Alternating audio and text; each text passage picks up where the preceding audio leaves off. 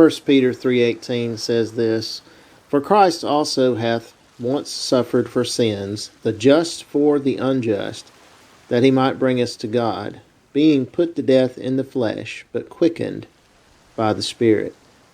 The Old Testament sacrifices were repeated over and over again as a foreshadowing of the coming sacrifice of Christ. His sacrificial death for our sin does not need to be repeated. And the Lord's Supper is not a means of repeating that sacrifice, but a means of retelling that sacrifice for remembrance. We are not sacrificing the Lord over and over again as if once was not enough. Christ is the just one, sacrificed once and for all for us, the unjust. It is through his sacrifice that we are made presentable to God. He brings us to God because he has justified us. He is the just and the justifier. His righteousness is imputed to us, while our sin is imputed to him on the cross. He died in the flesh, but his spirit remained alive. Likewise, our flesh will die, but we are spiritually regenerated. Verses 19 and 20.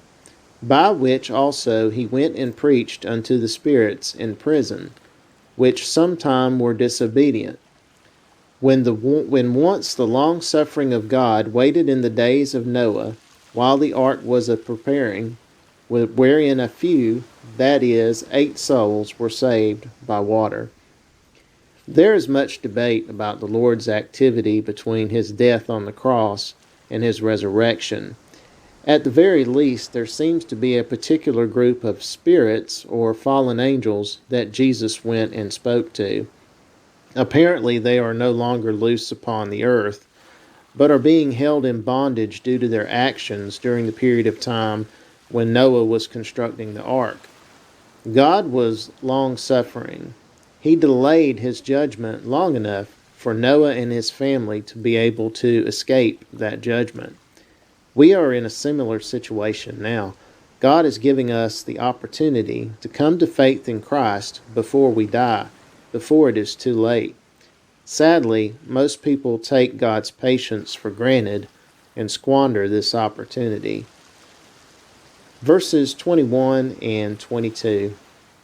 "The like figure whereunto even baptism doth also now save us, not the putting away of filth of the flesh, but the answer of a good conscience towards God, by the resurrection of Jesus Christ, who is gone into heaven, and is on the right hand of God, angels and authorities and powers being made subject unto him."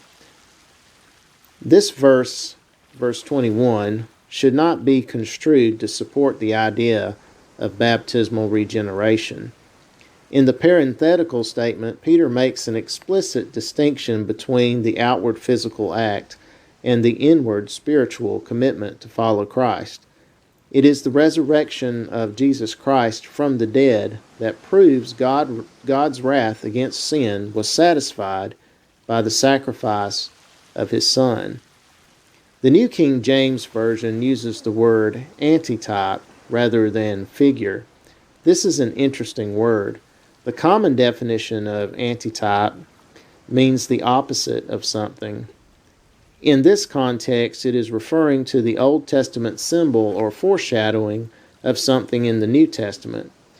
During the flood, water was used as an instrument of God's judgment against sin. When we are baptized, the water symbolizes our cleansing from sin. In the flood, the waters destroyed sinful beings upon the earth.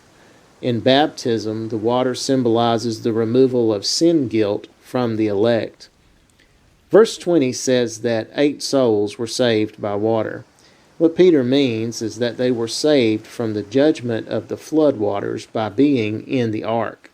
Today, our ark is Jesus Christ. We are saved from the coming final judgment by having our faith in him.